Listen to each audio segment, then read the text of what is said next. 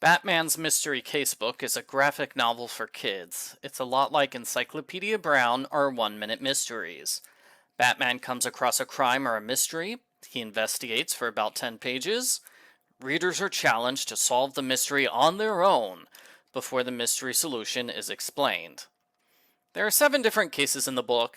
In between the cases are educational segments where the Bat family explains real-life crime-solving techniques, like collecting fingerprints, analyzing DNA, and identifying counterfeits. In the first mystery, the Riddler has captured Batman and Robin. He forces them to solve 3 riddles to escape. What is the secret 4th riddle? This one is the hardest to describe because it's a formatting mystery. Riddler said bold, which means you put together the words in bold font to spell out the riddle. I didn't solve this one because the words were not written in bold font, they were colored green. And that just makes me wonder how Batman was supposed to know those 3 words were in bold when he didn't read them, he heard them. The second mystery is better. There's a list of 10 apartment owners. Which one is a fake name used by Two-Face? I won't spoil the solution, but it's the one where the first and last name have some connection to the word two. Next, Batgirl and Detective Bullock investigate a theft at an art museum.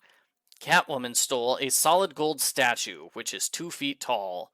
She threw it to a henchman on the other side of the street, then left. Batgirl says Catwoman is not the culprit. Why not? I thought it was because the museum owner was tied up far away from the window. She could not have seen the henchman catch the statue on the other side of the street. The book goes with the same solution as Encyclopedia Brown, Book 3, Case 5. If a piece of gold is that large, it's too heavy. Nobody can pick it up and throw it. The museum owner lied about the whole thing. Next, a man comes to Bruce Wayne hoping to sell a valuable medal. The inscription says it was given for valor in World War I. The man tells an exciting story about how the medal was won. Why does Bruce think the man is lying? This is Encyclopedia Brown, Book 1, Case 3. World War I medals do not have World War I written on them. People called the war by a different name back then. They obviously wouldn't have called it the first of 2 wars, since they had no idea there would be a second one 30 years later. The next case is mostly an action scene of Batman battling Mr. Freeze inside a bank vault. While leaving, Batman meets a man who claims to be an innocent bank manager who just arrived. Why does Batman think the man is lying? Again, my guess was wrong. I thought the man gave himself away as an accomplice because he knows Batman broke the skylight. The man couldn't have known that if he never entered the vault where the skylight is. Batman's solution is much simpler. The man didn't leave any footprints in the snow. Therefore, he was here before Mr. Freeze got snow everywhere. This was my favorite mystery of the book because it is so specific to Mr. Freeze. It would be hard to do this mystery without somebody who creates lots of snow indoors. Next, someone robs Wayne Tech Labs. The only people here are a security guard and a doctor who is working next door. The only time the thief could have struck is when the guard made his rounds. However, the security cameras showed the doctor never left his room and the hallway was empty all night. What is the clue?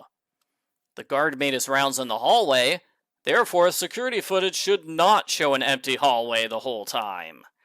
It turns out the doctor looped old camera footage. The shadow in the images prove it. Arguably, this is a cheat solution because only one of the 2 shadow pictures appears in the actual story, making it impossible to tell that the shadows moved from one picture to the next. In the final case, the Joker and Harley Quinn are planning to interrupt a parade. They have disguised themselves somewhere in the parade. We see many different floats and crowds. Which one is the Joker? Joker is in the float, which has a large air balloon. It's the only air balloon that is tied to a float. All the others are being held up by a large crew of handlers. I like how the clue to this mystery is a visual clue, as opposed to something which is said out loud.